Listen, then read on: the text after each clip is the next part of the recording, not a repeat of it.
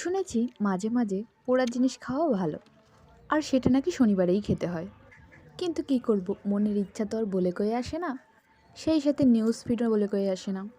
হুট করে সামনে এসে গেল, তাই দেখলাম। আর সেখানে খাওয়ার থেকে বেশি বেগুন পোড়া তৈরি করাটা আমার কাছে বেশি ইন্টারেস্টিং লেগেছে। তো বেগুনটা আমি রান্নাঘর থেকে কুড়িয়েই এনেছি বলতে পারো এক প্রকার, কারণ এই বেগুনটা যে মা কবে বাজার থেকে কিনে এনেছিল সেটা আমার মায়ের নিজেরই মনে নেই। বলতে গেলে বেগুনটা এক প্রকার শুকিয়েই গেছে, তো ওই শুকানো বাগুন নিয়েই আমি বসে পড়লাম বেগুন পোড়া করতে।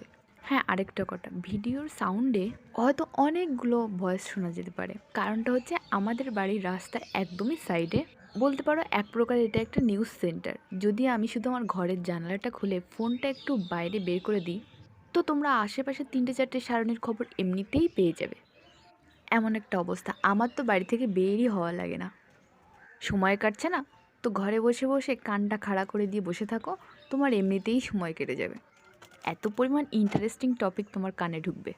আচ্ছা, তোমাদের কাদের কাদের বাড়ি এরকম স্পটে, যারা ঘরে বসেই আশেপাশের এলাকার খবর শুনতে পাও, আর এটা তোমাদের কেমন লাগে? তো বেগুন পোড়ানো হয়ে গেছে। আমি যেমনটা তোমাদের বলেছিলাম বেগুনটার অবস্থা খারাপ। দেখতে তো প্রথমে ভালোই লাগছিল, আমি কিন্তু প্রথমে বুঝতে পারিনি বেগুনটা এমন হয়ে গেছে। খোসা ছাড়ানোর পর যখন মাখাতে গিয়েছি তখন বুঝতে পেরেছি বেগুনটা বুড়ো হয়ে গেছে, কেমন একটা দই দই টাইপের। তো বেগুনটা যখন পোড়ানো হয়ে গেছে তখন মা বাড়িতে চলে আসলো।